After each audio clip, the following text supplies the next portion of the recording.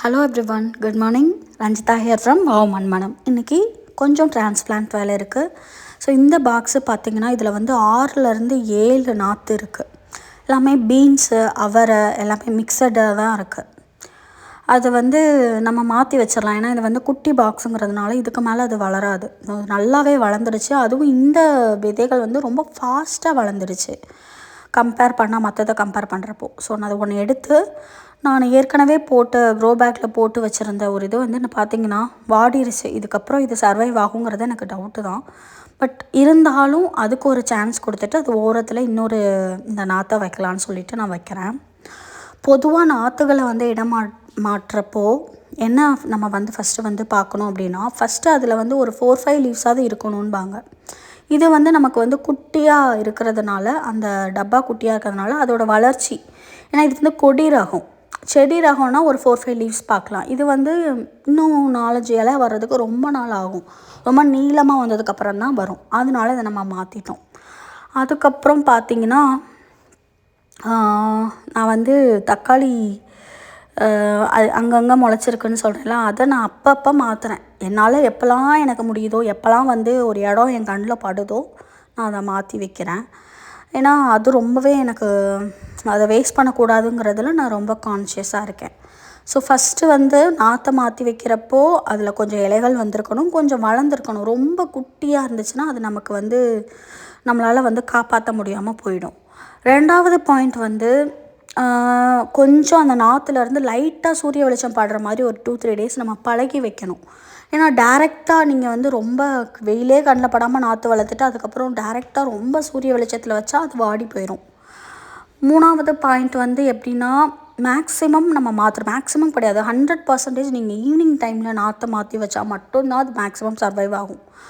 Maybe மழை காலம்னா நீங்கள் எப்போ வேணாலும் மாற்றலாம். லைட்டாக ட்ரிசில் ஆகுதுன்னா நீங்கள் அந்நேரம் மாற்றி வச்சிங்கன்னா அப்படியே வேர் பிடிச்சி சூப்பராக வளர்ந்துடும். ஆனால் நீங்கள் வந்து ஃபுல்லாக வெயில் டைமில், இப்போலாம் ரொம்ப வெயில் அடிக்குது, நைட்டு பனி இருந்தாலும் வெயில் அடிக்குது. ஸோ அந்த டைமில் நீங்கள் மாற்றுனீங்க அப்படின்னா, நீங்கள் வந்து காலையில் மாற்றுனீங்கன்னா டக்குன்னு வாடி செடி செத்து போயிடும். ஸோ அதனால் மேக்ஸிமம் நைட்டு அதில் அந்த ஒரு பனியோடு இருக்கிற அந்த ஒரு கிளைமேட்டில் அது அந்த புது மண்ணோடு அது வந்து கொஞ்சம் செட் ஆகி இருந்துக்கும். ஸோ கொஞ்ச நாள் வந்து பாதி செமி ஷேடில் வச்சுட்டு ஒரு 1 வீக் அப்படியே வச்சுட்டு அதுக்கப்புறம் நீங்கள் டைரக்ட் சன்னில் நல்லாவே வைக்கலாம். ஸோ இந்த மாதிரி சின்ன சின்ன விஷயங்கள் வந்து நம்ம ஃபாலோ பண்ணணும். சப்போஸ் வந்து ரொம்ப வேர் அழுகல் வருது அப்படிங்கிற மாதிரி நீங்கள் ஃபீல் பண்ணிங்க அப்படின்னா, அந்த வேர்கிட்ட வேப்ப புண்ணாக்கு கொஞ்சம் போட்டிங்கன்னா அது வந்து வேர் அழுகல் வர்றதை தடுக்கும் அப்படிங்கிற மாதிரி நான் பார்த்துருக்கேன். நான் இது வரைக்கும் ட்ரை பண்ணதில்லை, ட்ரை பண்ணலாம். ஸோ இந்த மாதிரி விஷயங்கள் எல்லாமே நம்ம வந்து நாற்றுகளை இடமாற்றப்போ வைக்கணும். ஸோ இதில் இருந்த பீன்ஸ் செடி பார்த்திங்கன்னா செத்துருச்சு. நம்ம ஒரு செடி நம்ம வளர்த்துருக்கோம், அது செத்துருச்சுன்ட்டு அதை அப்படியே ஃபீல் பண்ணிகிட்டே இருக்கிறத விட நம்ம டக்குன்னு அதை எடுத்துகிட்டு இன்னொரு செடி அதில் வளர வைக்கணும். ஏன்னா அந்த மண், அந்த கண்டெய்னர், அந்த விஷயத்தெல்லாம் வேஸ்ட் பண்ணாமல் இன்னொரு செடிக்கு அந்த இடம் தேவைப்படுது. ஸோ நான் இப்போ ரீசெண்டாக என்னென்னா, இந்த செடியில் அவரைக்காய் இருக்கா, இந்த இதில் அவரைக்காய் மட்டும் தான் வளர்த்தே ஆகணும், இன்னொரு அவரைக்காய் வந்ததுக்கப்புறம் இதில் வைப்போம் அப்படின்லாம் நான் யோசிச்சிருக்கேன். ஸோ அந்த மாதிரிலாம் எதுவுமே கிடையாது. அவரைக்காய் இருக்கிற இடத்துல நீங்கள் வந்து வேறு ஏதாவது காய் செடியை வேகமாக வைக்கலாம். ஏன்னா இன்னொரு செடிக்கு வந்து ஒரு இடம் தேவைப்படுது. அதையே நம்ம வந்து ஒரு இடம் ஏற்கனவே நம்மக்கிட்ட இருக்கிறப்ப நம்ம ஏன் அதை வேஸ்ட் பண்ணணும் அப்படிங்கிற கான்செப்டை தான் இங்கே வந்து நம்ம யோசிக்கணும். ஸோ 1 பை 1 இந்த 7 இதையுமே நான் ஒன்றா வச்சிட்ருக்கேன். மேக்ஸிமம் கொஞ்சம் பெரிய க்ரோ பேக்கு, பெரிய பக்கெட்டு மாதிரி இருந்துச்சுன்னா நான் அதில் 2 வச்சிடுறேன்.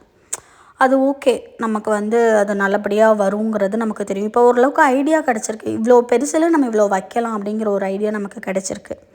நம்ம அதுவும் இல்லாமல் மேக் ஷுர் நம்ம வந்து எல்லா வாரமும் நிறையா சத்துக்கள் வந்து அதுக்கு கொடுக்கணும். ஒரு வாரத்தில் அட்லீஸ்ட் 1ஆவது கொடுக்கணுங்கிறதுல நம்ம வந்து ரொம்பவே தெளிவாக இருக்கும். அதுக்காக ஒரு குட்டியோண்டு டப்பாவில் இருக்கிற செடியில் நம்ம 4-5 வச்சோன்னா அது கண்டிப்பாக வராது. பட் இது வந்து ஓரளவுக்கு மேனேஜபிள் தான், நல்லா பெருசாக தான் இருக்குது. 12 இன்ச்சை விட கொஞ்சம் பெரிய க்ரோ பேக் இது, 14 இன்ச் பேகு. ஸோ அதனால இதில் வந்து நம்ம 2 இது தாராளமாக வைக்கலாம். ஸோ அதில் கொஞ்சம் உடனே தண்ணி கொடுத்துடணும்.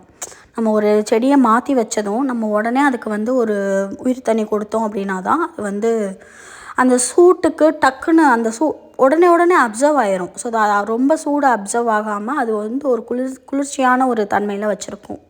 ஸோ இது பார்த்திங்கன்னா ரோஸ் வைக்கிற மாதிரியான க்ரோ பேக்கு தான், குட்டி தான். ஸோ அதனால நம்ம இதில் 1 மட்டும் வச்சுக்கலாம்.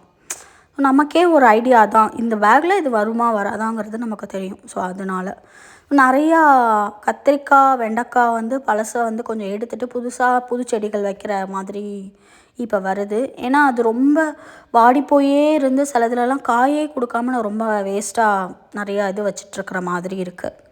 ஸோ இதுதான் கடைசி நாற்று. ஒரு டப்பாவில் இருந்த நாற்றுகள் ஃபுல்லுத்தையுமே நம்ம வந்து வச்சிட்டோம். ரொம்ப ஹாப்பி. அவங்களுக்கு ஒரு இடம் கொடுத்துட்டோம். ஸோ இன்னொரு நாற்று வந்து நம்ம இதில் வைக்கலாம். ஒரு கத்திரிக்காய் நாற்று வந்து கொஞ்சம் பெருசாக வளர்ந்துருந்துச்சு. ஸோ நான் அதை மாற்றுறேன். பட் ஃப்யூச்சரில் கத்திரிக்காய் நாற்று எந்த அளவுக்கு இன்னொரு செடியோடு சேர்ந்து வளருங்கிறத நம்ம பார்க்கணும். ஸோ பார்த்துக்கலாம். இன்றைக்கி வந்து முடிஞ்ச வரைக்கும் நம்ம ஒரு 7-8 நாற்றுகளை மாற்றி வச்சாச்சு. That's all for today. So wow மண்மனமை லைக் பண்ணுங்கள், ஷேர் பண்ணுங்கள், சப்ஸ்கிரைப் பண்ணுங்கள். தேங்க்யூ. Happy gardening.